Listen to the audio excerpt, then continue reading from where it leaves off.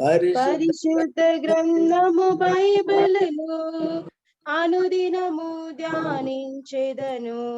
పరిశుద్ధ గ్రంథము బైబిలును అనుదినము ధ్యానించెదను. హృదయ శుద్ధి నందుచు ఆత్మలో ఎదిగెదను.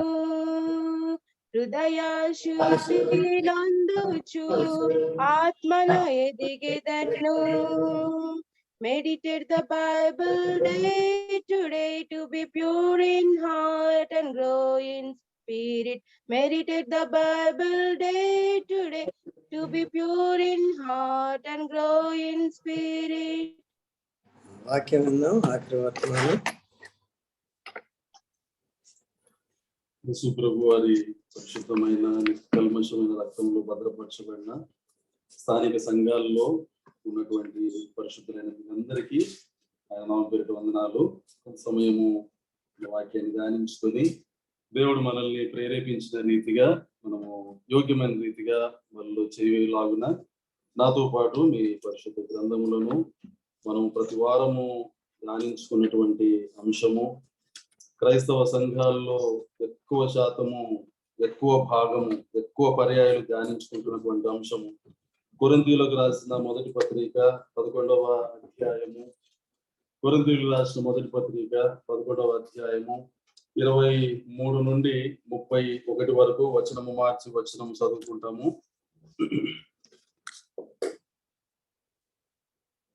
నేను మీకు అప్పగించిన దానిని ప్రభు వలన పొందితిని. ప్రభువైన యేసు తాను అప్పగింపబడిన రాత్రి ఒక రొట్టెను ఎత్తుకొని కృతజ్ఞతా స్తుతులు చెల్లించి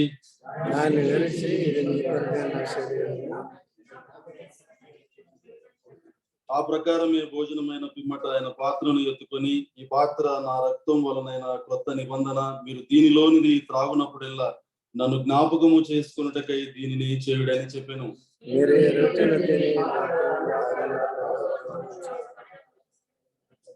కాబట్టి ఎవడు అయోగ్యముగా ప్రభు యొక్క రొట్టెను తినునో లేక ఆయన పాత్రలోని త్రాగునో వాడు ప్రభు యొక్క శరీరమును గూర్చి రక్తమును గూర్చి అపరాధి యగును.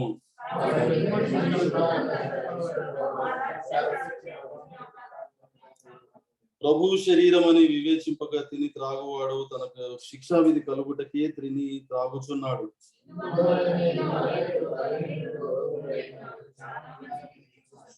ఉపయోగటి అందరం కలిసి చదువుకుందాం. అయితే మనమే విమర్శించుకునే తీర్పు పొందకపోదుము. సహాయకరంగా మరొక ఒక వాక్య భాగం చదువుకుంటాం. దానియేలు గ్రంథము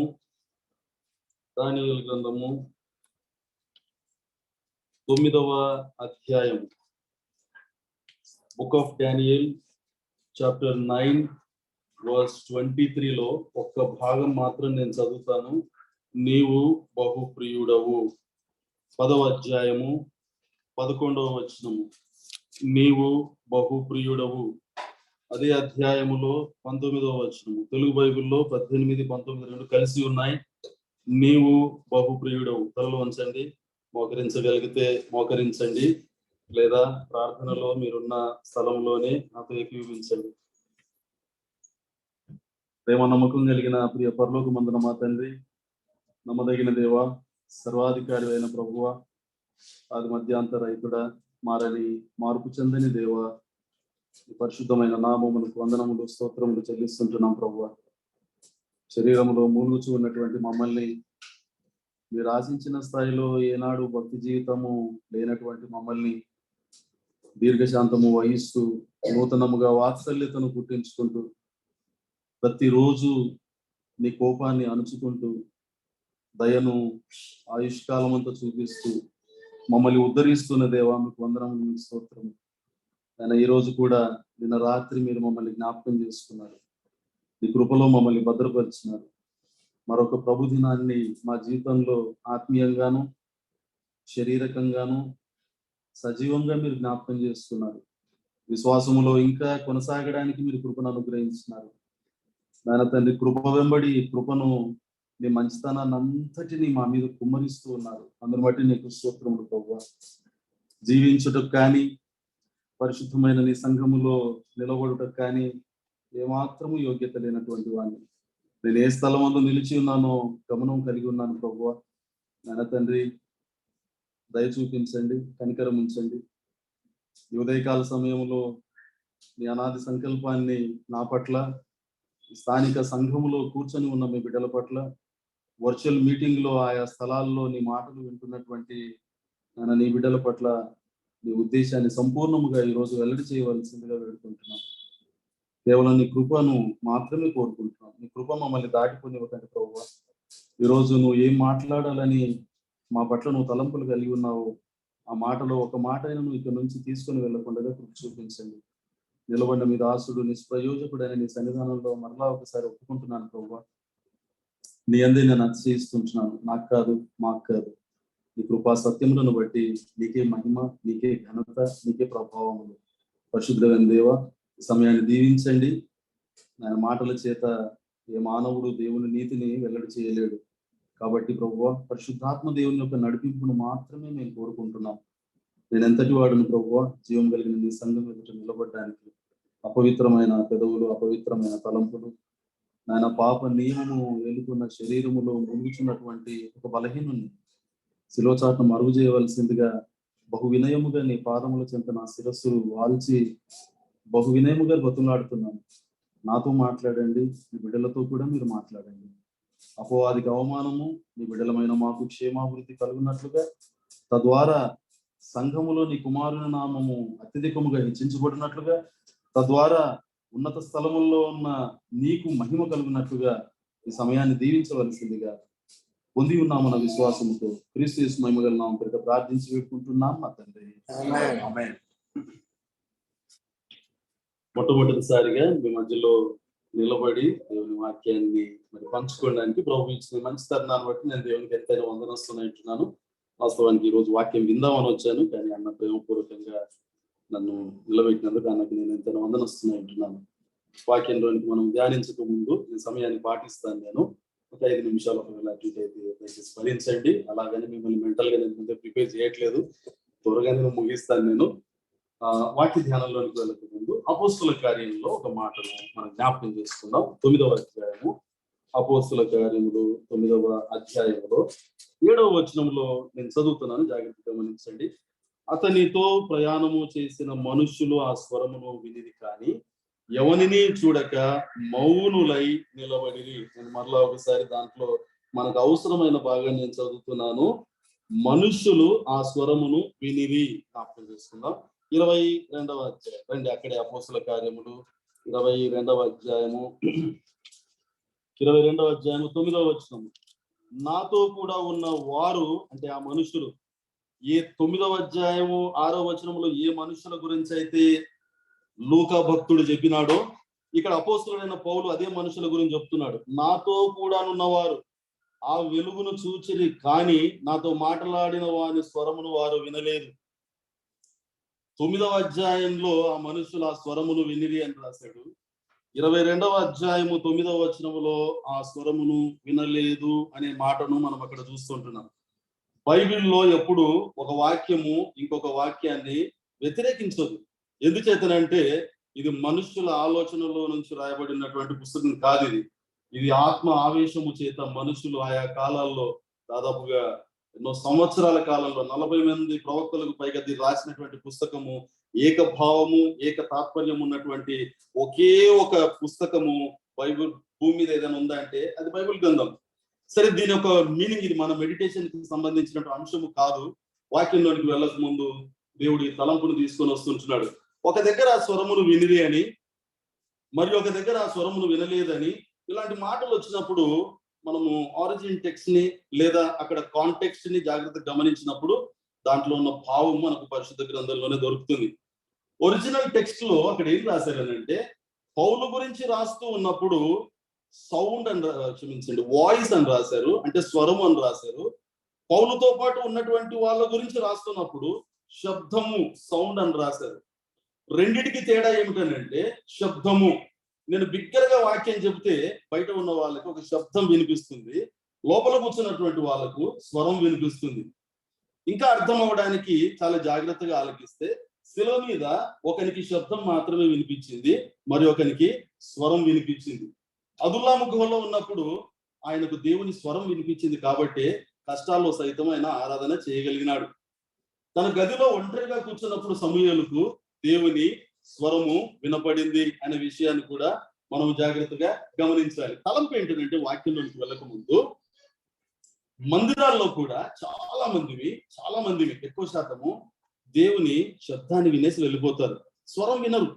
శబ్దం వింటే ఆ రోజు ఏమనిపిస్తుంది అంటే ఈరోజు వాక్యం బాగుందనో లేదా బాగలేదనో ఒక భావము, ఒక కన్క్లూజన్కి వచ్చేసి వెళ్ళిపోతాం, దాంట్లో కార్యం జరగదు. ఎవరైతే దేవుని స్వరాన్ని వింటారో ఈరోజు వారి జీవితంలో కార్యం జరుగుతుంది, రూపాంతరపు అనుభవంలోనికి ఈ రోజు కూడా వస్తారు. ఈ రోజు కూడా దేవుని ముఖ వర్చస్సులోనికి, దేవుని స్వరూపములోనికి, ప్రభువైన యేసుక్రీస్తు వారి స్వరూపంలోనికి మరికొంత చెక్కబడతారు వారు దేవుని స్వరం విన్నప్పుడు.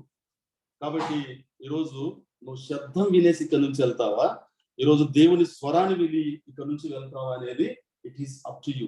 నిలబడిన నాకు వర్తిస్తుంది, వింటున్నటువంటి మీకు కూడా ఈ మాటలు వర్తిస్తాయి. 11వ అధ్యాయంలో మనం చదువుకున్నటువంటి మాటలో త్వరగా మనము ముందుకు వెళ్ళిపోదాము. అపోస్తలుడైన పౌలు కొరింథీయులకు రాసినటువంటి మొదటి పత్రికలో 11వ అధ్యాయములో 1 లేదా 2 తలంపులు చూసుకొని మనము ముందుకు వెళ్ళిపోదాము. 23వ వచనము నుండి 31వ వచనము వరకు దేవుడు అక్కడ రాసినటువంటి మాట, పదే జ్ఞాపకము చేసినటువంటి మాట ఏంటంటే, నన్ను జ్ఞాపకము చేసుకొనుటకై దీనిని చేయుడి అని అన్నాడు. అన్ఫార్చునేట్లీ నేను చాలా సంఘాల్లో ఈ మాటను పంచుకున్నాను, ఇక్కడ కూడా పంచుకోవాలని నేను ప్రేరేపించబడుతున్నాను. అన్ఫార్చునేట్లీ మనం ఏం చేస్తామని అంటే, చాలా మంది బల్ల దగ్గరికి వస్తున్నప్పుడు దేవుడు పరీక్ష చేసుకోమన్నాడు కాబట్టి నేను పరీక్ష చేసుకుంటానని ఎవ్రీ వీక్, ప్రతి ఆదివారం బల్లను సమీపించిన ప్రతిసారి దేని జ్ఞాపకం చేసుకుంటున్నామంటే మన స్థితిని జ్ఞాపకం చేసుకుంటున్నాం. గత వారంలో ఎలాగూ జీవించాం మనం అనే దానికి జ్ఞాపకం చేసుకుంటున్నాం. పరీక్ష చేసుకోకుండా అయోగ్యంగా బలలో పాల్పంపులు పొందితే దేవుని శిక్ష వస్తుంది కదా అని ఒక ఆలోచనతో, ప్రభువా నేను తప్పు చేశాను, లేదా నేను అబద్ధం ఆడాను, లేదా గత వారము నీకు అయిష్టమైన పనులు నేను ఎన్నో చేశాను, నన్ను క్షమించు ప్రభు అని ఏడ్చి క్షమాపణలు పొంది ఒక రకమైన సంతోషంతో బలలో చేయివేస్తున్నావు. అందులో తప్పుందని నేను అనలేదు. కానీ దేవుడు చెప్పినటువంటి మాట, దేవుడు సంఘము నుంచి కోరుకుంటున్నటువంటి ఒక ప్రక్రియ ఏమిటంటే, నన్ను జ్ఞాపకము చేసుకున్నటకై దీనిని చేయుడి అన్నాడు. నీ పాపాలు గుర్తు చేసుకున్నటకై దీనిని చేయుడి అని చెప్పి రాసి ఉంటే బాగుండేది. లేదా బల్లను సమీపించినప్పుడు నువ్వు పరీక్ష చేసుకో అన్న మాట వాస్తవమే, కానీ ఎప్పుడు పరీక్ష చేసుకోవాలి, ఎవరు బలలో మొట్టమొదటిగా చేయి వేస్తారు అనే మాటను ఆలోచన చేసినప్పుడు ఒక ప్రాముఖ్యమైన విషయం మనకు జ్ఞాపకంకి వస్తుంది. ఏమిటి ఆ విషయం అని అంటే, శత్రువులను సంహారము చేసి వచ్చుచున్న అబ్రహాము అని అంటాడు. హెబ్రీయుల రాసిన 7వ అధ్యాయం 1వ వచనంలో అంటాడు. తీయాల్సిన అవసరం లేదు, మనకు తెలుసు. ఎప్పుడు సంహారం చేసి వచ్చాడు? శత్రువులను సంహారం చేసి వచ్చిన తర్వాత ఆయన ఏం చేశాడు ఆదికాండములో మరలా రాసింది. ఏం చేశాడు ఆయన? మెల్కీషెదకు యాజక ధర్మము చొప్పున ఆయన రొట్టె విరుచును అనే మాట మనం అక్కడ చూస్తాం. దాంట్లో నిగూఢముగా దాగి ఉన్నటువంటి మర్మం ఏమిటంటే, శత్రువులను సంహారము చేసి, అంటే విక్టోరియస్ లైఫ్, స్పిరిచువల్ లైఫ్ లో ఎవడైతే జయ జీవితం యొక్క అనుభవం కలిగి ఉన్నాడో, గత ఆదివారం నుండి ఈ ఆదివారం వరకు శరీరములో ఉన్నటువంటి బలహీనతలన్నిటినీ దేవుని అద్భుతమైన కృపచేత అధిగమిస్తూ ప్రతిరోజు ప్రతి క్షణము దేవుని సన్నిధానంలో క్షమాపణలు వేడుకుంటూ ఎప్పటికప్పుడు శుద్ధీకరించబడుతూ వస్తున్నటువంటి వాడు ఇక మరలా బల్ల దగ్గరికి వచ్చినప్పుడు మరలా తనను తాను జ్ఞాపకం చేసుకోవాల్సిన అవసరం లేదు. ఉదయాన, ఆదివారం ఉదయాన, ప్రభు దినాన ఈరోజు మందిరానికి వెళ్తాను, ఈరోజు బల్ల ఉంటుంది, అక్కడ పరిశుద్ధ సమాజం ఉంటుంది, నా కోసం దేవుడు అక్కడ ఒక క్రమాన్ని ఏర్పాటు చేసినాడు, నేను అక్కడికి వెళ్ళి ఎందుకు నేను పాపాలు ఒప్పుకోవాలి, అక్కడికి వెళ్ళి నేను ఎందుకు సరిదిద్దుకోవాలి, అక్కడ నేను దేవుని కదా జ్ఞాపకం చేసుకోవాల్సింది, నేను ఇంటి దగ్గరే సిద్ధపడతాను, నేను ఇంటి దగ్గరే నా క్షమాపణలు అన్నిటిని దేవుని సన్నిధానంలో ఒప్పేసుకుంటాను, నేను ఇంటి దగ్గరే శుద్ధీకరణ పొందుతాను అని ఎవరైతే ఇంటి దగ్గర సిద్ధపడి ఒక విజయ ఏమంటారండి అతిశయముతో, దేవుడు ఇచ్చినటువంటి దేవుని బట్టి వచ్చినటువంటి అతిశయముతో ప్రభు సన్నిధానికి వచ్చినప్పుడు ఇక్కడ ఏం జ్ఞాపకం చేసుకుంటావు అంటే, ప్రభువా నన్ను సిద్ధం చేసి ఇక్కడికి తీసుకొచ్చినావు, ఇదిగో నేను బల్లలో ఎలాగైతే అబ్రహాము శత్రువులను సంహారము చేసి వచ్చిన తర్వాత మెల్కీషెదకు యాజక ధర్మము చొప్పున ఆయన వచ్చినాడు, నేను కూడా అలాగే నీ బల్లను సమీపిస్తాను ప్రభు అని వారు వస్తారు. ఇక రెండవది, సెకండ్ ప్రయారిటీ ఎవరనంటే, నిజ జీవితంలో, యాత్రా జీవితంలో ఎప్పటికప్పుడు దేవుని సన్నిధానానికి అప్పగించుకోలేనటువంటి వారు ఓటమితో వస్తారు. అఫ్ కోర్స్ వాళ్ళు బలలో చేయి వేయకూడదని బైబిల్ గ్రంథం చెప్పట్లేదు, కానీ ఇక్కడ కూడా వారు క్షమాపణలు వేడుకొనవచ్చును. కానీ అన్నిటికంటే బిబ్లికల్ ప్యాటర్న్, బిబ్లికల్ ట్రూత్ ఏంటంటే నిజ జీవితంలో ఆదివారం కాదు క్షమాపణలు కోరుకోవాల్సింది, ప్రతి క్షణము, అనుక్షణము అలాంటి వాళ్ళే బలలో చేయిస్తారు. కాబట్టి బలలో ఏమంటాడు దేవుడు, నన్ను జ్ఞాపకము చేసుకున్నట్టుకై దీనిని చేయుడి అన్నాడు. అలాంటి వారిని దేవుడు జ్ఞాపకం చేసుకుంటాడు. యోబును ఎప్పుడు జ్ఞాపకం చేసుకున్నాడండి దేవుడు? యోబు యొక్క క్షేమ స్థితిని ఎప్పుడు జ్ఞాపకం చేసుకున్నాడు దేవుడు? తన శత్రువుల గురించి ప్రార్థన చేస్తూ ఉన్నప్పుడు ఎవరి గురించి అయితే ప్రార్థన చేశాడో వారిని జ్ఞాపకం చేసుకున్నట్టుగా వాక్యం చెప్పడం లేదు, కానీ శత్రువుల గురించి అంటే తన స్నేహితుల గురించి ఆయన ప్రార్థన చేస్తున్నప్పుడు దేవుడు యోబు క్షేమ స్థితిని జ్ఞాపకం చేసుకున్నాడు. ఇంకొక మాట చెప్పి నేను ముందుకు వెళ్ళిపోతాను. నేను ఈ భూమి మీద అబ్రహాము మొదలుకొని ప్రతి ఒక్క విశ్వాసి దేవునిని నమ్మారు. కానీ బైబిల్ గ్రంథంలో ఆశ్చర్యకరమైన విషయం, దేవుడు ఒక నరుని నమ్మాడు, యోబును నమ్మాడు కాబట్టే సైతానికి నువ్వు ఏమన్నా చేసుకో, నేను భయపడాల్సిన అవసరమే లేదు నా బిడ్డ గురించి. నా బిడ్డ గురించి నాకు తెలుసు. ప్రతిరోజు ఎంత నిష్టగా ఉంటాడో తన పిల్లల గురించి, ఎంత ఏడుస్తాడో, ఎన్ని కన్నీళ్లు గారుస్తాడో నాకు తెలుసు. ప్రాణమును మాత్రమును ముట్టకు, నువ్వు ఏమన్నా చేయి. యోబు మాత్రము అన్షేకబుల్ ఫెయిత్ కలిగి ఉన్నాడు కాబట్టి అని సర్వ సృష్టికర్త అయినటువంటి దేవుడు, సర్వలోకనాథుడైనటువంటి ప్రభు ఒక నరుని నమ్మాడనంటే అది ఎవరి విషయంలో అంటే యోబు విషయంలో. ఎందుకు వచ్చింది అంత నమ్మకం దేవునికి అంటే ప్రతిరోజు తన పిల్లల్ని జ్ఞాపకం చేసుకున్నాడు, ప్రతిరోజు తన భార్యని జ్ఞాపకం చేసుకున్నాడు, ప్రతిరోజు తన స్థితిని దేవుని సన్నిధానంలో అప్పగించుకున్నాడు. కాబట్టి దేవుడు ఆయన క్షేమ స్థితిని జ్ఞాపకం చేసుకున్నాడు. ఈ విషయాన్ని మనం చాలా సార్లు మర్చిపోతూ ఉంటాం. రండి ఈరోజు మన ధ్యానాంశంలో మనం ముందుకు వెళ్దాం.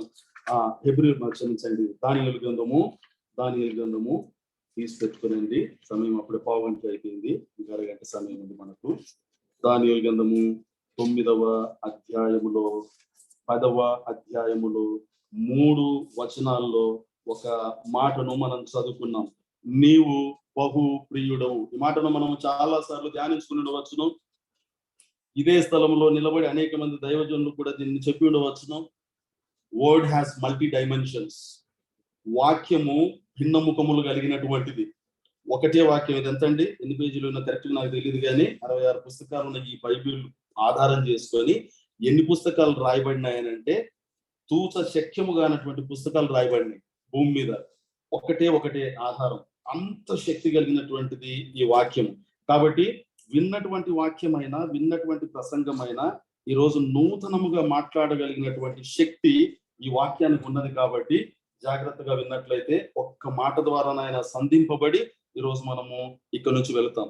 ఇక్కడ 3 చోట్ల రాయబడి ఉన్నది. ఎవరెవరు అన్నారు ఈ మాట అంటే మరి దూతలు అన్నారు, స్వయాన యేసు క్రీస్తు ప్రభు వారు దిగి వచ్చి ఆయన అన్నటువంటి మాట. దూతలు, మిఖాయేలు దూత వచ్చాడు అక్కడికి, గాబ్రియేలు దూత కూడా వచ్చాడు, మనకు తెలిసినటువంటి అంశము. యేసు క్రీస్తు ప్రభు వారు కూడా వచ్చారు. అది హిద్దెకేలు నది దగ్గర ఆయన ఉన్నప్పుడు ఆయన దర్శనం కూడా చూశాడు. 4వ అధ్యాయంలో మనం దాన్ని చూస్తాము. ఆ అంశము జోలికి కూడా మనం వెళ్ళం. కానీ ఈరోజు మన అంశం ఏంటంటే దేవుడు ఒక వ్యక్తిని ప్రశంసించుటల్లో ఉన్నటువంటి కారణాలు ఏమిటి? ఒక అన్ప్లెజెంట్ సిచ్యుయేషన్ వచ్చినప్పుడు, ఒక ఊహకు మించినటువంటి పరిస్థితిని దేవుడు అనుమతించినప్పుడు ఒక విశ్వాసి యొక్క స్పందన ఎలా ఉండాలి అనేటువంటి అంశాన్ని ఈరోజు మనము మెడిటేషన్ చేయడానికి మనం ప్రయత్నం చేద్దాం. కారణం ఏంటంటే ఈ దినాల్లో ఎంత అన్సర్టనిటీ పెరిగిపోయిందంటే భూమి మీద. మొన్న మెక్సికో అనుకుంటాను, ఒక వలసల్ని తీసుకొని వెళుతున్న వ్యాను అకస్మాత్తుగా డివైడర్ ని తీసుకొని బోల్టా పడిపోయి 54 మంది అక్కడికక్కడనే మరణించినారు. త్రివిధ దళాధిపతి ఒక ఆయన మరి హెలికాప్టర్ లో వెళ్తూ క్రాష్ అయిపోయి 14 మంది దాంట్లో చనిపోయినారు. బైక్ లో, వాహనాల్లో స్పీడోమీటర్ అని ఉంటుంది. అలాగే వరల్డ్ పాపులేషన్ లో ఎంతమంది పుడుతున్నారు, ఎంతమంది చచ్చిపోతున్నారు అనడానికి ఓల్డోమీటర్ అని ఒకటి ఉంటుంది. ఇంటర్నెట్ లో చూస్తే మీకు అర్థమవుతుంది. దాన్ని చూడండి. 1 సెకండ్కు 6 మంది చచ్చిపోతున్నారు. 1 సెకండ్కు 6 మంది. ఇది నేను ఊహించి చెప్పడం కాదు, ఇంటర్నెట్ లో చూస్తే మీకు అర్థమవుతుంది. అలా తిరుగుతూనే ఉంటుంది, ఫిగర్స్ మారుతూనే ఉంటాయి. ఒక పక్క పుడుతున్నటువంటి వారి సంఖ్య, ఇంకొక పక్క మరణిస్తున్నటువంటి వారి సంఖ్య. ఈరోజు ఆ సంఖ్యలో నీవు నేను లేము. కారణము మనం బలంగా ఉన్నామని కాదు, మన వయసు కాదు. మన డబ్బు కాదు, మనకున్న పరపతి కాదు, మన భక్తి జీవితం అంతకంటే కాదు, మన విశ్వాస జీవితం అంతకంటే కాదు. దేవుడు దయదలిచాడు, కృప చూపించాడు. ఈరోజు నీ విషయంలో, నా విషయంలో ఆయనకు ఒక ప్రణాళిక ఉన్నది. ఆయన ఆలోచన కలిగి ఉన్నాడు. ఆలోచనకర్తగా నీ జీవితంలో, నా జీవితంలో కార్యం చేయాలనే ఆలోచన ఉన్నాడు. కాబట్టి ఈరోజు సజీవులు ఎక్కడో ఇక్కడ జీవించి ఉన్నాం మనం. మరి ఈ జీవితంలో ఇంత అన్సర్టెనిటీ ఉన్నటువంటి ఈ పరిస్థితుల్లో ఉద్యోగం ఎప్పుడు ఉడుతుందో తెలియదు, 4th వేరియంట్ ఎప్పుడు వస్తుందో తెలియదు, 3rd వేరియంట్ ఎంత ఉధృతంగా వస్తుందో తెలియదు. యుద్ధముల సమాచారము, తెగుళ్ళ సమాచారము, ఎక్కడ చూసిన అసమాధానాలు, ఇంట్లో అసమాధానాలు, సొంత జీవితంలో అసమాధానాలు, సంఘంలో అసమాధానాలు, ఎక్కడ చూసిన ఖయాస్, ఎక్కడ చూసిన గందరగోళమైనటువంటి పరిస్థితి. మరి ఇలాంటి పరిస్థితి కనుక ఒకవేళ దేవుడు నీకు నాకు అనుమతిస్తే మన జీవితంలో స్పందనను బట్టే దేవుడు స్పందిస్తాడు. ఈ రోజు మనము దాని గురించినటువంటి మెడిటేషన్ మనం కలిగి ఉన్నాం.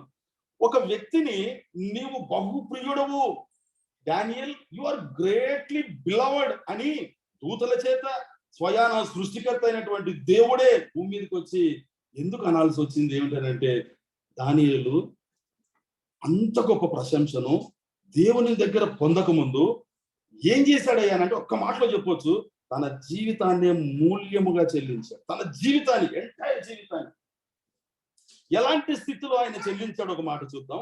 దానియేలు యొక్క పరిస్థితి, దానియేలు గ్రంథము 1వ అధ్యాయము 4వ వచనం. దానియేలు గ్రంథము 1వ అధ్యాయము 4వ వచనంలో అక్కడ ఏమేమి రాశాడో చూడండి. 4వ వచనము, ఇశ్రాయేలీయుల రాజవంశములలో ముఖ్యులై లోపము లేని సౌందర్యమును సకల విద్యా ప్రావీణ్యతయు జ్ఞానమును కలిగి తత్వజ్ఞానము తెలిసిన వారై రాజనగరునందు నిలవదగిన కొందరు బాలురు అని అన్నారు. అక్కడ దానియేలుతో పాటు చెరపట్టబడినటువంటి కొంతమంది స్నేహితులు ముగ్గురు గురించి రాసి పెట్టినట్టు కాబట్టి ఆ ముగ్గురు గురించి మాత్రమే మనం చూద్దాం, జాగ్రత్తగా ఆలకించడానికి ప్రయత్నం చేద్దాం. వీరికి ఉన్నటువంటి specifications, special qualities, unique qualities ఏమిటంటే దానియేలు గురించి ఏమంటాడు ఆయన? మొట్టమొదటిగా రాజవంశములలో పుట్టిన ప్రముఖుడు. ఏమర్థమవుతుందండి? ఒకవేళ దానియేలు జీవితంలో అనుకున్నది అనుకున్నట్టుగా జరిగి ఉంటే ఆ దినాల్లో ఉన్నటువంటి రాజు తదనంతరము ఖచ్చితముగా రాజవంశములలో పుట్టినటువంటి వాడు కాబట్టి రాజు అవ్వడానికి అవకాశం ఉన్నటువంటి ఒక బాలుని గురించి ఇక్కడ రాస్తుంటున్నాడు. మొట్టమొదటి క్వాలిటీ. రెండవ క్వాలిటీ ఏమంటాడు చూడండి, లోపము లేని సౌందర్యమును. ఇంకెక్కువగా మనం ధ్యానించుకోవాల్సిన అవసరం లేదు, సమయం లేదు. ఎక్స్పోజిషన్ వేలో మనం వెళ్ళము, టాపికల్ వేలోనే వెళ్తాము. సకల విద్యా ప్రావీణ్యతయు. ఒక సబ్జెక్ట్ తీసుకొని పిహెచ్డి చేయడానికి కొంతమందికి సంవత్సరాలు పడుతుంది. ఒక పిహెచ్డి చేసిన తర్వాత అధిక జ్ఞానం ఉంటే 2 పిహెచ్డీలు చేస్తారు. దానియేలు కాలంలో ఎన్ని పిహెచ్డీలు ఉన్నాయో అన్ని పిహెచ్డీలు చేశాడు ఈ యవనస్తుడు. సకల విద్యా ప్రావీణ్యతను ఒక్క మాటలో దేవుడు తేల్చేశాడు దానియేలు యొక్క జ్ఞానం. బాగా గమనించండి. ఒక చోట జ్ఞానమునకు మనము ఎగ్జాంపుల్ గా చెప్పుకోవాల్సి వస్తే ఎవరిని చెప్పుకుంటామండి? ఎవరిని చెప్పుకుంటాం? సొలొమోను కదా. కానీ దేవుడు ఏం రాశాడు తెలుసా? యెహెజ్కేలు గ్రంథంలో దానియేలును ఎగ్జాంపుల్ గా తీసుకున్నాడు జ్ఞానంలో. నాకు ఆశ్చర్యం వేసింది అంశం. సరే, బైబిల్ స్టడీ కాదు కాబట్టి ఆ అంశం జోలికి మనం వెళ్ళము. సకల విద్యా ప్రావీణ్యత కలిగినటువంటి వాడు. ఇంకేమంటాడు అక్కడ? తత్వజ్ఞానము తెలిసిన వారి. ఏదన్నా ఒక సబ్జెక్ట్ ఇచ్చి డిబేట్ లో కూర్చోబెడితే దానియేలును మించినటువంటి వాడు ఆ దినాల్లో ఎవరు లేరనేటువంటి విషయము పరిశుద్ధాత్మ దేవుడు అక్కడ రాసి పెట్టినాడు. రాజ నగరునందు నిలవదగిన కొందరు, ఏమన్నారు? కొందరు యవనస్తులు అనలేదు, కొందరు యువకులు అనలేదు, కొందరు నడి వయస్కులు అనలేదు, కొందరు బాలురను అన్నాడు. బహుశా 14 సంవత్సరాల లోపు ఉంటాడేమో. బైబిల్ పండితులు 17 అని అంటారు. ఏది ఏమైనప్పటికీ బైబిల్ మౌనంగా ఎక్కడ ఉంటుందో విశ్వాసం కూడా అక్కడ మౌనంగా ఉండాలి. సొంత జ్ఞానాన్ని అప్లై చేయకూడదు. బాలురు అన్నాడు కాబట్టి బాలురు అని మనం తీసుకుందాము. కొందరు బాలురు ఎలా ఉంటుంది చూడండి. ఒకసారి దానియేలు యొక్క స్థితిలోనికి మనం ఊహించుకుందాం. నేనే గనక, మీరే గనక యవన బిడ్డలు ఆ ప్రదేశంలో ఉంటే, ఆ స్థానంలో ఉంటే, కొంత రోజుల్లో రాజ ప్రముఖుల్లో పుట్టావు, రాజవంశంలో పుట్టావు, లోపము లేని సౌందర్యం ఉన్నది, వయసు ఉన్నది, తదనంతరము రాజయ్య అవకాశం ఉంది. ఎన్ని డ్రీమ్స్ ఉంటాయి, ఎన్ని డ్రీమ్స్. మా అమ్మాయి నెక్స్ట్ మంత్ వెళ్ళిపోతుంది కెనడా. ఎన్నో ఊహించుకుంటుంది. రోజుకు ఒక విషయం చెప్తుంది. కారణం ఏంటంటే ఊహించుకుంటా ఉంది. అక్కడికి వెళ్ళినాక డాడీ అది ఉంటాను, నీకు ఇది కొంటాను, నీకు పంపిస్తాను డాడీ, ఎన్నో ప్రణాళికలు. కానీ ఈ యవనస్తుని జీవితంలో తను కట్టుకున్నటువంటి పేక మేడల్లా కూలిపోయినాయి అన్ని డ్రీమ్స్ అని ఒక్కసారిగా. నెబుకద్నెజరు అనేటువంటి ఒక రాజు దండెత్తి వచ్చాడు. దండెత్తి వస్తూనే ఎంత ఘోరం జరిగిపోయిందంటే యాజకుల కన్నులను ఊడబెరికేసినారు. తమ కళ్ళెదురుగానే తమ వంశీకులను చంపివేసినారు. రక్తపాతం ఏరులై ప్రవహించింది. ఉన్నత స్థలములో ఉన్నటువంటి యెహోవా దేవుని మందిరంలో ఉన్నటువంటి ఉపకరణములు దొంగిలించబడినాయి. వాటిని వారి మందిరంలో ఒక బొక్కసములలో వాటిని దాచిపెట్టేసినారు. గర్భిణీ స్త్రీల కడుపులను నట్ట నడిమికి చీల్చి కోసివేసి కడుపులో ఉన్న పిండమును బయటికి తీసి కాళ్ళు పట్టుకొని బండకు నేలకేసి కొట్టేసినారు వాళ్ళ కళ్ళెదురుగాని. వాక్యం సెలవిస్తాను. ఉన్న పాటును చెరపట్టుకొని తీసుకొని వెళ్ళిపోయినారు. వాళ్ళకి ఎంత భయంకరమైన స్థితి అంటే, ఏనాడు ఈ బాలురు ఊహించుండరు తమ దేశంలోనికి ఇలాంటి పరిస్థితి వస్తుందని, తమ ఇంట్లో ఉన్నటువంటి వాళ్ళు ఊచకోతగా చంపబడతారని, రక్తము ఏరులై ప్రవహిస్తుందని, యెహోవా దేవుని మందిరములో ఉన్నటువంటి ఉపకరణములు దొంగిలించబడతాయని, తమ యాజకుల కన్నులు ఊడబెరకబడతాయని, ఇలాంటివన్నీ ఊహించి ఉండరు. ఎలాగొచ్చింది చూడండి పరిస్థితి. ఈ దినాల్లో, ఒకవేళ రాబోయే దినాల్లో అఫ్ కోర్స్ శ్రమల్లో సంఘం ఉండదు, మనం వెళ్ళిపోతాం. మనము శ్రమలకు ముందు సూచనలే ఇంత భయంకరంగా ఉంటాయి. ఇంక శ్రమలు ఎలాగ ఉంటాయి, మనం ఉండవులేండి ఇక్కడ. మనం we don't have to worry. మంచిది. అలాంటి పరిస్థితి కనుక నీకు నాకు వస్తే ఎలా ఉంటుంది మన పరిస్థితి? వీళ్ళతో పాటు చెరపట్టబడినటువంటి వాళ్ళ పరిస్థితి, దానియేలు యొక్క పరిస్థితి, ఈ రెండింటిని కంపేర్ చేసుకొని మనము ఏ కోవలో ఉన్నామో ఈరోజు డిసైడ్ చేసుకొని వాళ్ళలోనికి వెళ్దాం. రండి. దానియేలుతో పాటు చెరపట్టబడినటువంటి వాళ్ళ పరిస్థితి ఎలా ఉందో లేఖనంలో బహు స్పష్టంగా ప్రవచనాత్మకంగా రాసి పెట్టాడు దేవుడు. రండి నాతో పాటు మీ పరిశుద్ధ గ్రంథములను, కీర్తనల గ్రంథము 137వ కీర్తన, సామ్స్ 137, కీర్తనలు 137వ కీర్తన. 137వ కీర్తన నేను చదువుతున్నాను. బబులోను నదుల యొద్ద కూర్చుండి ఉన్నప్పుడు మనము సియోనును జ్ఞాపకము చేసుకొని ఏడ్చుచుంటిమి. మాటను చూడండి. వీరందరూ ఎవరనంటే బబులోను నదుల దగ్గర కూర్చున్నటువంటి ఇశ్రాయేలీయుల పిల్లలు, ఒక యవనస్తులు.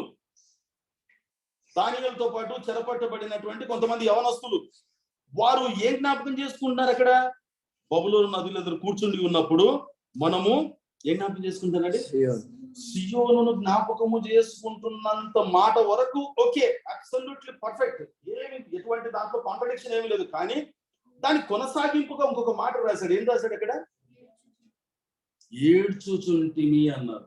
ఇప్పుడు క్వశ్చన్ రాక మానదు. యవన బిడ్డలు ఉన్నారు ఇక్కడ. ఏం క్వశ్చన్ వస్తుందండి ఇక్కడ? అమ్మా ఏం క్వశ్చన్ వస్తుంది? వారు బబులోను నదుల దగ్గర కూర్చొని ఉన్నారు. అక్కడ కూర్చొని ఉండి బబులోను నదులను ఎంజాయ్ చేయకుండా సియోను జ్ఞాపకం చేసుకుంటున్నారు. కష్ట సమయాల్లో అంతవరకు బాగుంది.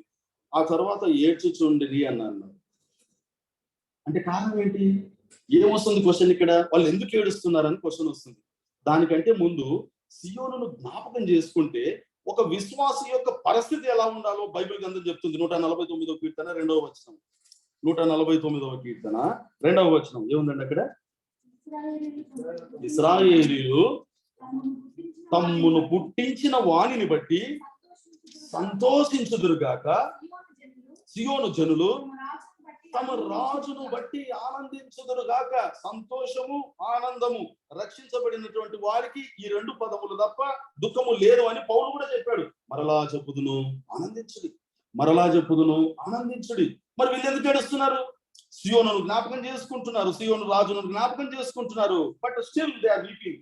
వాళ్ళు ఎందుకు ఏడుస్తున్నారు అని అంటే వారి యొక్క విశ్వాసము సియోను కట్టడముల మీద ఆధారపడింది. వారి యొక్క విశ్వాసము యెరూషలేములో ఉండే కంఫర్ట్స్ మీద ఆధారపడింది.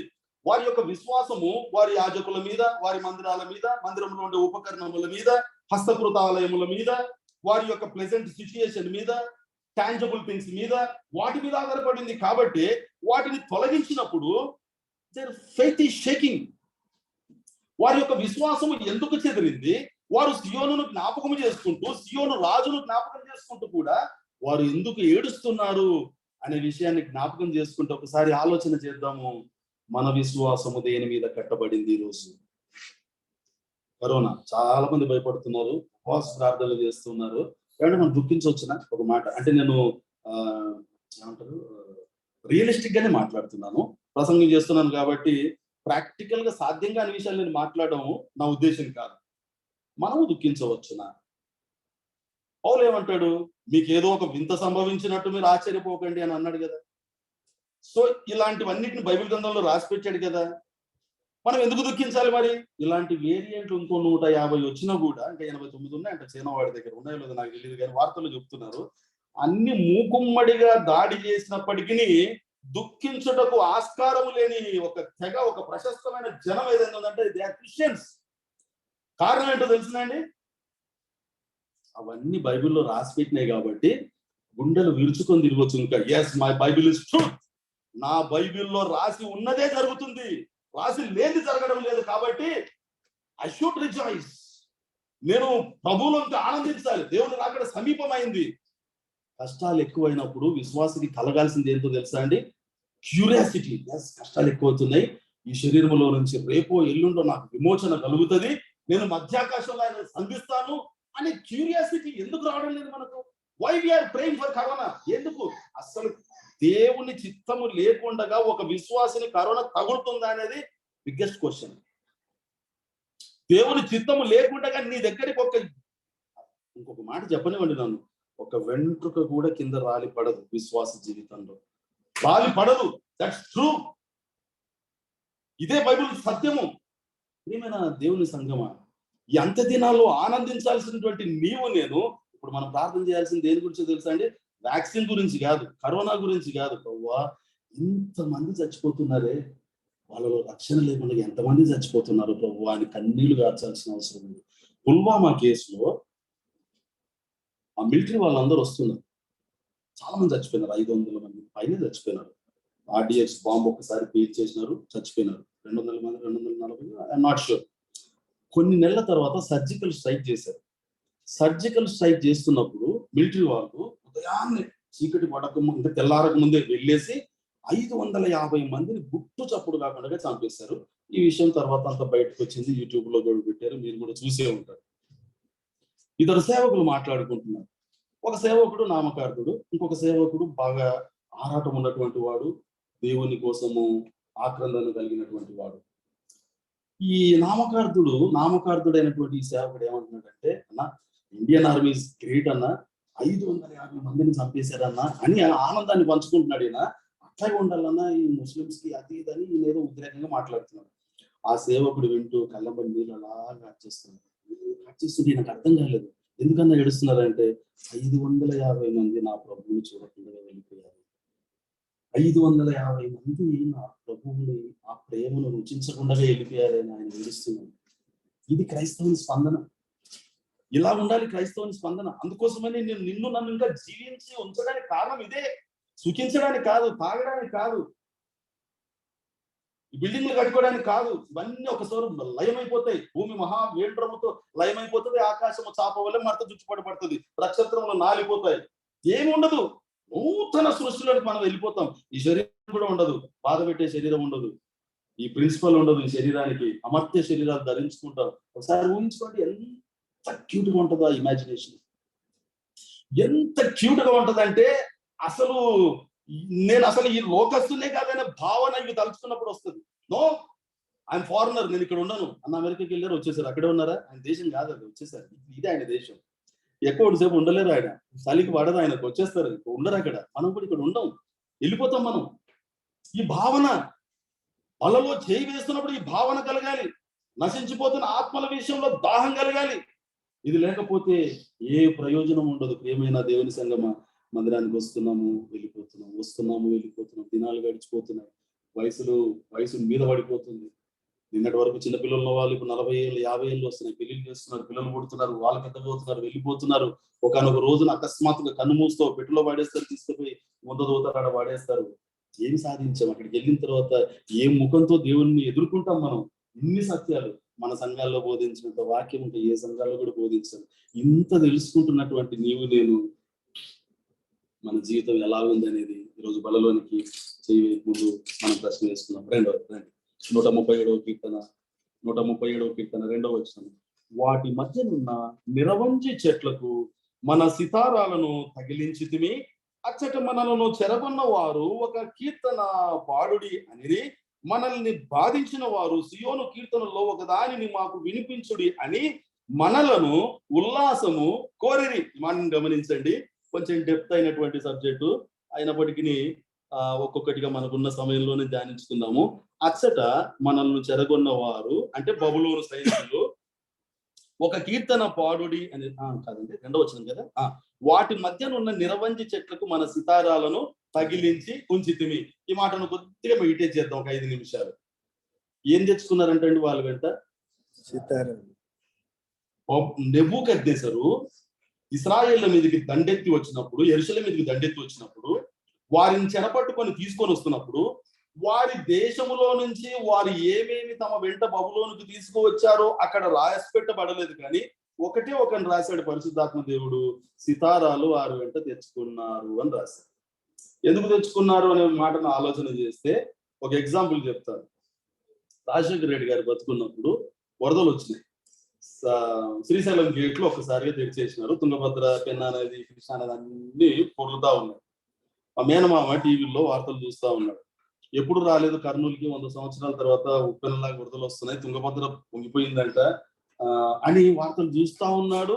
మా అత్తమ్మ పక్కనుంది, పిల్లలు లేరు, వాళ్ళు ఇంకా మాట్లాడుకుంటూనే ఉన్నారు. ఈలోగా కిటికీలో నుంచి నీళ్ళు వచ్చేసినాయి. ఇప్పుడు ఏం చేయాలి మా మామగారు?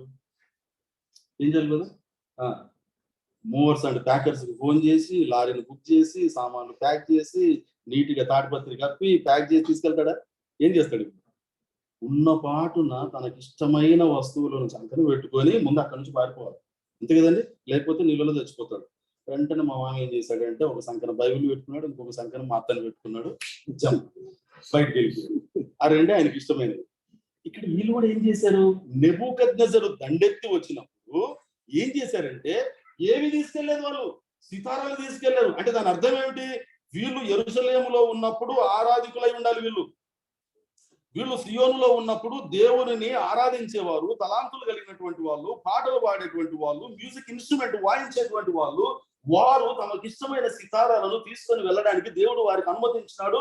పరిశుద్ధాత్మ దేవుడు బైబిల్ గ్రంథంలో రాసి పెట్టినాడు. కానీ దౌర్భాగ్యమైన విషయం ఆ తర్వాత చూడండి, 3వ వచనము, అచ్చట మనలను చెరగొన్న వారు ఒక కీర్తన పాడుడి అనిరి, మనలను బాధించిన వారు సియోను కీర్తనలు ఒక దానిని మాకు వినిపించుడు అని మనలను ఉల్లాసము కోరిరి అని అంటున్నారు. వాళ్ళు ఎవరిని ఉల్లాసము కోరారు? The strange thing God has return in his word. Very strange thing. ఏంటా స్ట్రేంజ్ థింగ్ అని అంటే, స్వతంత్రులైన బబులోను కుమారుల దగ్గర ఉల్లాసము లేదు అని పరిశుద్ధాత్మ దేవుడు రాసిపెట్టాడు.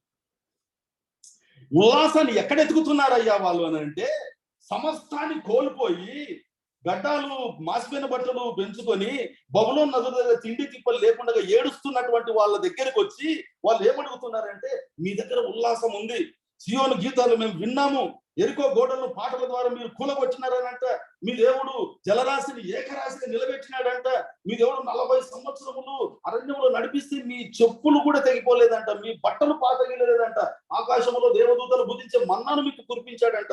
అవన్నీ మీరు పాటలుగా కట్టుకొని పాడతారంట. అయ్యా ఒక పాట వినిపించండి అయ్యా, మేము విన్నాం మీరు ఇక్కడికి రాకముందే, ఒక్క పాట వినిపించండి అయ్యా అని వాళ్ళు పెడితే వీళ్ళ జవాబు చూడండి ఏముందో. 4వ వచనం, అన్యుల దేశములో యెహోవా కీర్తనలు మనం ఎట్లు పాడదుము. మరి ఎక్కడ పాడతావు? ఉంటుంది అన్యుల దేశంలో కాకుండా ఎక్కడ పాడతావు? నీ భక్తిని అన్యుల దగ్గర కాకపోతే ఇంకెక్కడ చూపిస్తావు? మందిరంలోనే చూపిస్తావా? ఆదివారం మాత్రమే చూపిస్తావా? 31 డిసెంబర్ నైట్న మాత్రమే చూపిస్తావా? ఎందుకు మందిరానికి వస్తున్నావు? ఎందుకు వాక్యం వింటున్నావు? 3 గంటల సేపు ఇక్కడ కూర్చొని are you doing a performance? ఇది స్టేజ్ షోనా? ఇక్కడ ఎందుకు వస్తున్నాం? ఇక్కడ it's a biblical college, it's a divine college. ఇది పరలోకపు గవిని. ఇక్కడ దేవుడు నేర్పించే విషయాలు అన్యుల దగ్గరికి వెళ్ళి చెప్పాలి. అందుకోసమే నేను ఇంకా బతికించిన దేవుడు కరోనాకు బలి చేయలేదు నేను ఇంకా. దేవుడు ప్రియమైన దేవుని సంఘం ఆలోచన చేద్దాం. అన్యుల దేశంలో మనం ఎట్టుబాటు, what a golden opportunity God has given to them. ఎంత వండర్ఫుల్ ఆపర్చునిటీ.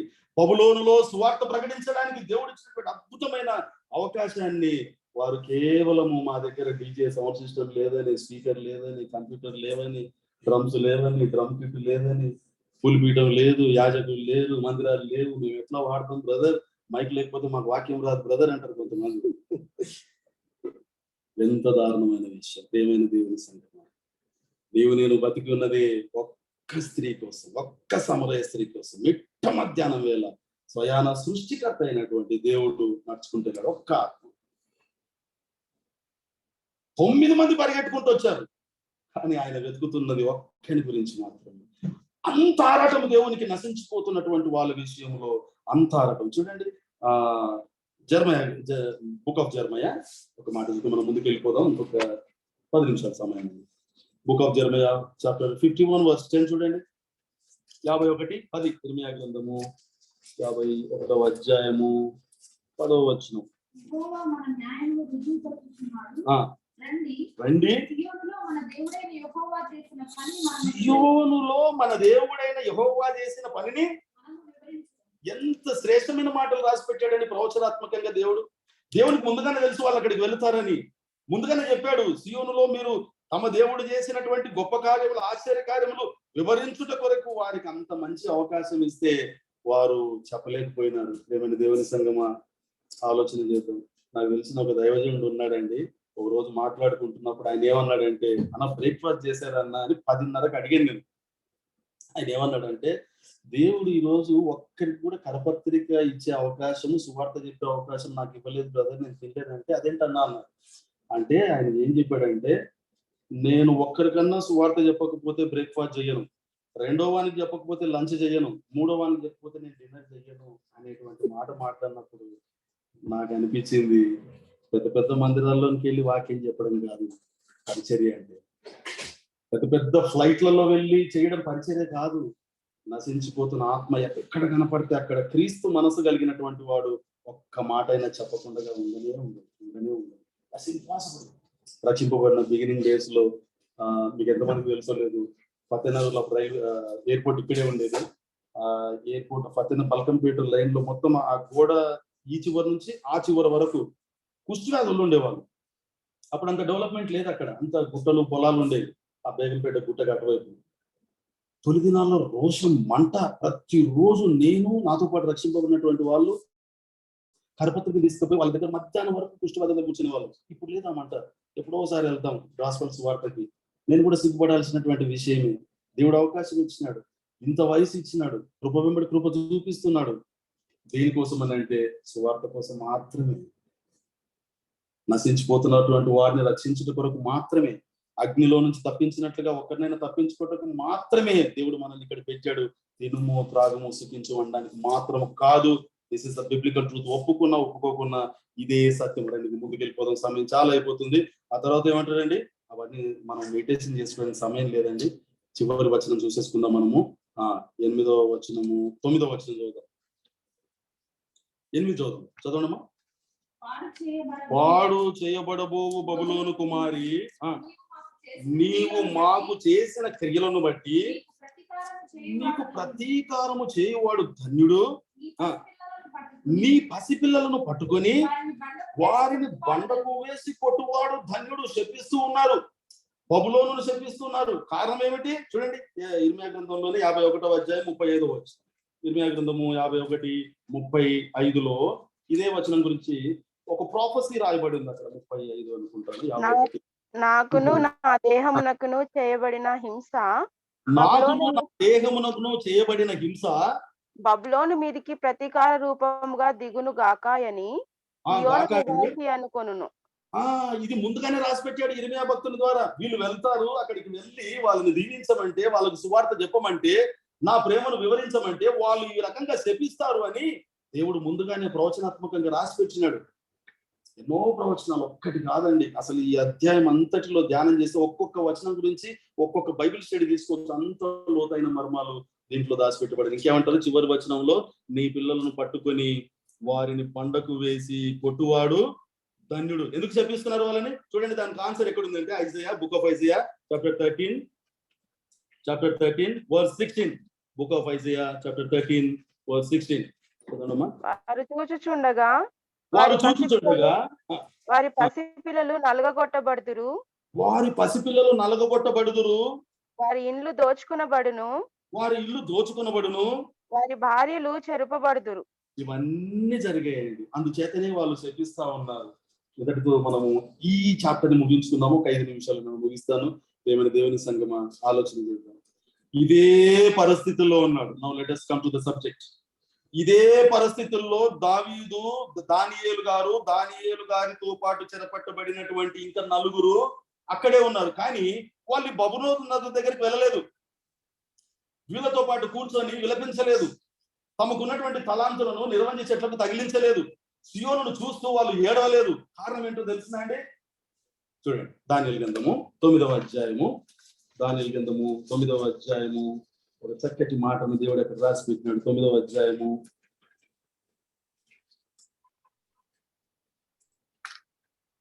ధర్మశాస్త్రమును ధ్యానించి చూడగా అనే మాట ఉంటుంది. ఎక్కడ ఉంటుందండి? 70 వారాల గురించి రాస్తూ ఏమంటుండండి అక్కడ? చూడండి మాట ఎక్కడుంది? దానియేలు గ్రంథము 9వ అధ్యాయము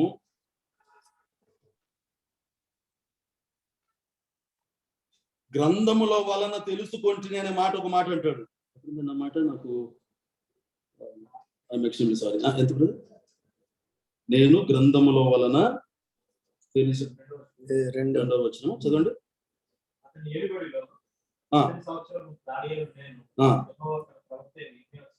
యెహోవా తన ప్రవక్త యిర్మీయాకు సెలవిచ్చి తెలియజేసినట్టు యెరూషలేము పాడుగా ఉండవలసిన 70 సంవత్సరములు సంపూర్తి అగుచున్నవని గ్రంథముల వలన గ్రహించి తిని. పరిశుద్ధాత్మ దేవుడు చెప్పకనే చాలా క్లియర్ గా ఏం చెప్తున్నాడంటే, దానియేలుకు ఉన్నటువంటి ఒక అలవాటు గురించి చెప్తున్నాడు. గ్రంథములను పరిశోధించే అలవాటు కలిగినటువంటి వాడు దానియేలు. గ్రంథములను పరిశోధించే అలవాటు ఉన్నది కాబట్టి 70 వారాలు ఇంకా సంపూర్తి అవుతున్నవని గ్రహింపులకు వచ్చాడు. హిద్దెకెలు నది దగ్గరికి పోకుండా చేసింది గ్రంథములను గ్రహించినాడు. కాబట్టి ఈ పరిస్థితికి కారణం ఏమిటి? ఇది నెబుకద్నెజరు గొప్పతనం కాదు, లేదా ఇంకొక రాజు గొప్పతనం కాదు.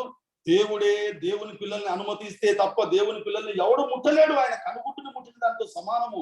మరి ఎందుకు నెబుకద్నెజరు దండెత్తి వచ్చాడు, మేము ఇక్కడ ఎందుకు ఉండామని అంటే, దేవుడు ముందుగానే సెలవిచ్చాడని కొన్ని సత్యాలు గ్రహించినాడు. ఈరోజు కూడా తలంపు ఏమిటంటే, బలంలోనికి వెళ్ళక ముందు మనకున్నటువంటి ప్రతి పరిస్థితికి జవాబు బైబిల్లోనే ఉంది, ఇంకెక్కడ దొరకదు. ఇప్పుడున్నటువంటి పరిస్థితి, ఆర్థిక ఇబ్బందులు కావచ్చు, ఆరోగ్య సంబంధం ఇబ్బందులు కావచ్చు, ఆధ్యాత్మిక సంబంధం ఇబ్బందులు కావచ్చు, ఏదైనా సరే you will find a suitable answer in your Bible. కాబట్టి మనకు ఉన్నటువంటి ఉండాల్సినటువంటి అలవాటు ఏమిటంటే, ప్రతి నిత్యము వాక్యమును చదువుకోవాలి. ఆయన ధర్మశాస్త్రాన్ని ధ్యానించినప్పుడు 4 విషయాలు దానియేలుకు అర్థమైనవి. చాలా క్లుప్తంగా చెప్తాను నేను, ఎక్స్పోజిషన్ వేలో వెళ్తే సమయం సరిపోదు. 1, 70 ఏళ్ల చెరకు మొట్టమొదటి కారణము మనష్షే నిరపరాధుల రక్తమును ఒలికించినందుకే వచ్చింది ఈ కష్టము అని గ్రహించినాడు. 2, సిద్కియాకు దేవుడు ముందుగానే చెప్పినాడు, బాబు వాళ్ళని దండెత్తి వస్తారు, సింపుల్ గా సరెండర్ వెళ్ళిపో, అదే నీకు క్షేమం అని చెప్తే యుద్ధానికి కళ్యాణి కాలు దూగాడు. ఆ తర్వాత ఏం జరిగిందో మనకు తెలుసు, సిద్కియా విధేయత. 3, ఇశ్రాయేలులు దేవునికి ఎంత గొప్ప ద్రోహము చేసి తమ పిల్లల్ని అగ్నిగుండాన్ని దాటించి వారిని కోసుకొని వండుకొని తిన్నారని కూడా వాక్యం సెలవిస్తూ ఉంటుంది. దేవుని కోపం రేపినారు. 3వ కారణం. 4వ కారణం ఏంటో తెలిసిందండి? ప్రతి 7 సంవత్సరాలకు ఒకసారి భూమికి రెస్ట్ ఇవ్వండి అయ్యా అని అంటే రెస్ట్ ఇవ్వకుండా చేశారు. ఆ రెస్ట్ ని వాళ్ళకు 70 ఏళ్ళు అక్కడ పంపించిన తర్వాత ఇక్కడ దేవుడు భూమికి రెస్ట్ ఇచ్చాడు. వాటన్నింటికి లేఖనాల్లో ఆధారాలు ఉన్నాయి, మీకు తెలియని వారు కాదు, బైబిల్ తెలిసిన వాళ్ళ ద్వారా మీరు పోషించబడుతున్నారు కాబట్టి ఇవన్నీ మీకు తెలుసు అని అనుకుంటున్నాను నేను. ఈ కారణాలు దానియేలు గ్రహించినాడు కాబట్టి ఆయన నిష్ఠ కలిగి పితరుల వల్లే జీవించకూడదు, పితరులు అవిధేయులైనారు కాబట్టి ఈ కష్టం మాకు వచ్చింది. కాబట్టి నేను దేవునికి తన పరిశుద్ధతను కాపాడుకున్నట్టుగా నేను జీవిస్తానని ఆయన తీర్మానం చేసుకున్నాడు. కాబట్టి ప్రత్యేకమైన జీవితాన్ని ఆయన జీవించగలుగుతాడు. చిన్న చిన్న విషయాల్లోనే నేను చాలా క్లుప్తంగా ముగిస్తాను. ఏమండి, ప్రార్థించి పుచ్చుకొనిన ఎడల నిషేధించదగినది ఏదైనా ఉందా? ఏది లేదు కదా. మరి దానియేలు తినొచ్చు కదా. మరి రాజు భుజించే ఆహారము ఆయన దగ్గరికి వస్తే మనమైతే, ప్రభువా నేనైతే ఈ ఆహారాన్ని కోరుకోలేదు, నువ్వే పంపించినావు కాబట్టి నీకు వందనాలు ప్రభువా అని చెప్పేసి ఏం చేస్తాడు? నీకు స్తోత్రం, నాకు ఆత్రం అని తినేస్తాడు. తింటాడు కదా, ఖచ్చితంగా తినేస్తాడు. కానీ దానియేలు తన గొంతుకు కత్తి పెట్టుకున్నాడు. కారణం ఏంటంటే, నా పితరులు, నా దేశస్థులు, నా రాజులు చిన్న చిన్న దాంట్లో దేవుని దగ్గర తప్పిపోయి దేవుని రోషాన్ని పుట్టించినారు కాబట్టి no, I cannot do it again. నా దేవునికి నేను మరలా కోపం రేపను, నేను ప్రత్యేకమైన జీవితాన్ని జీవిస్తానని తీర్మానం చేసుకున్నాడు. చిన్న చిన్న విషయాల్లో. ఒకరోజు ఒక విచిత్రమైన సమస్య ఆయన దగ్గరికి వచ్చింది. ఆ తుగ్లకు కల మర్చిపోయాడు, కల భావం మర్చిపోయాడు. దానియేలుకి ఏమైనా కష్టమా అండి చెప్పడం? దానియేలుకున్న ప్రత్యేకత ఏంటో తెలిసిన, ఇతడు దర్శన భావములను తెలపగలడని 2వ అధ్యాయంలో రాసింది క్లియర్గా. మరి ఈయనకు వెన్నతో పెట్టిన విద్య, కొట్టిన పిండి కళ చెప్పగలడు, కళ భావము చెప్పగలడు. రాజా, నువ్వెందుకు జ్ఞానులందరినీ చంపాలనుకుంటున్నావు? ఇదిగో నాకు అపాయింట్మెంట్ ఇవ్వు, నేను వస్తాను నీ దగ్గరికి, నీ కళ చెప్తాను, నీ భావం చెప్తానని వెళ్ళి చెప్పేసి ఆ రూల్ ని క్యాన్సిల్ చేసి ప్రభువాన్ని పొందాలని చెప్పొచ్చు కదా. అలా చెప్పలేదు. ఏం చేశాడు ఆయన? తనకు తెలిసిన విద్య అయినప్పటికీ తొందరపడకుండా ఒక రోజంతా టైం అడిగి తన స్నేహితులను మేలుకొలిపి రాత్రంతా ప్రార్థన చేసి తన జ్ఞానమును మరుగు చేసుకొని దేవుని చిత్తము దేవుని సమయము కొరకు కనిపెట్టి తనను తాను తగ్గించుకొని ఏం చేశాడు ఆయన? దేవునికి మహిమకరంగా జీవించినాడు. మనం ఏం చేస్తాము? చాలా సార్లు వాక్యం చెప్పగలిగే కృపావరము దేవుడు కనుక మనకిస్తే సంఘ కాపుని ఎదిరించేసి ఇంకో కుంపుడు పెట్టేసుకుంటాడు. ఎవరికైనా కీబోర్డ్ కొట్టడానికి వస్తే ఎప్పుడు ఆయనైనా కొట్టేది, నేను కొట్టకూడదా? నాకు కూడా వస్తుంది, మా కొడుకు వస్తుంది. తబల కొట్టడానికి వస్తే మా పిల్లలు కూడా వాయిస్తారు, ఎప్పుడు వాళ్ళేనా? దేవుని సమయం కోసం కనిపెట్టకుండా చేసి ఏ పనైనా సరే వర్తిల్లదు. ఆయన తన జ్ఞానాన్ని మరుగు చేసుకున్నాడు. మూడవది ఏం చేశాడు ఆయన? ఎవరైనా యెహోవా దేవుణ్ణి ఆరాధన చేస్తే, ప్రార్థన చేస్తే వారిని ఏం చేస్తా అన్నాడు? ఎక్కడికి వేస్తా అన్నాడు? అది సింహాల బోన్లో వేస్తా అన్నాడు కదా. ఇట్టి శాసనము వెలువడిన వెంటనే ఏం చేశాడు ఆయన? యెరూషలేము వైపు ఉన్న తన కిటికీలను మూసుకొని అని ఉందా? తెరుచుకొని. What a wonderful thing. ఎందుకు ఇంత ధైర్యం ఎక్కడి నుంచి వచ్చింది ఆయనకంటే, తన ప్రాణము కంటే దేవుని దగ్గర పరిశుద్ధత, ప్రార్థనే ప్రాముఖ్యమని ఆయన డిసైడ్ చేసుకున్నాడు. ఆయన నో ప్రేయర్ తప్ప నాకు ఇంకొకటి లేదు. యేసుక్రీస్తు ప్రభు వారి తమ్ముడు, సెమీ బ్రదర్ అని అంటాడు, తమ్ముడు అనరు. ఎవరు? యాకోబు. యాకోబు పేరు యేసు ప్రభు పునరుద్ధానుడై వెళ్ళిపోయేంత వరకు యాకోబు అన్నారు. యేసు ప్రభు పునరుద్ధానుడై వెళ్ళిపోయిన తర్వాత మొట్టమొదటి అసెంబ్లీ పేరు యెరూషలేము. యెరూషలేములో సెకండ్ బిషప్ గారు ఎవరు? యాకోబు. ఫస్ట్ పేతురు, తర్వాత యాకోబు సెకండ్ బిషప్. ఈ యాకోబు గారి పేరు మారిపోయింది. ఏం పేరండి? ఒంటె కాళ్ళు కలిగినటువంటి వాడు అన్నారు యాకోబు. ఎందుకన్నారు? ప్రార్థనా జీవితానికి ప్రాముఖ్యత ఎరిగినటువంటి వాడు కాబట్టి, అయ్యో ఆ దేవుడు నాతో, నా కుటుంబములో నాతో 30 ఏళ్ళు పెరిగినప్పటికీ నేను గమనించలేకపోయినాను కదా అని ఒక్క క్షణము కూడా వృధా చేయకుండా మోకరించి మోకరించి మోకరించి ఒంటె కాళ్ళలాగా అయిపోయినాయి. కాబట్టి శిష్యులందరూ ఒంటె కాళ్ళు కలిగినోడు అని పేరు పెట్టినారు ఆయన. దానియేలు ప్రాణము కంటే ప్రార్థన ప్రాముఖ్యం అనుకున్నాడు, నిష్ట కలిగి జీవించినాడు. ఆ తర్వాత ఆయన ప్రార్థన చేసి వచ్చిన ప్రభువా ఇంకెంత కాలం, 70 ఏళ్ళు అయిపోయింది, ఎన్ని సుఖాలు ఇచ్చినా నాకు పంచుకోవడానికి భార్య లేదు, పిల్లలు లేరు, నా స్నేహితులు లేరు, తల్లిదండ్రులు లేరు, ఎవరు లేరు. కొలీగ్స్ చూస్తే నాలో ఎప్పుడెప్పుడు తప్పులు బట్టి రాజు దగ్గర నన్ను బంధించాలని చూస్తున్నారు, ఇంకెంతకాలం అని అంటే దేవుడు అంటాడు, ఏమంటాడండి 12వ అధ్యాయంలో, కాలాంతము వరకు నీవు నిలకడగా ఉండిన ఎడల. ఎక్కడ ఉందన్నమాట? 12వ అధ్యాయము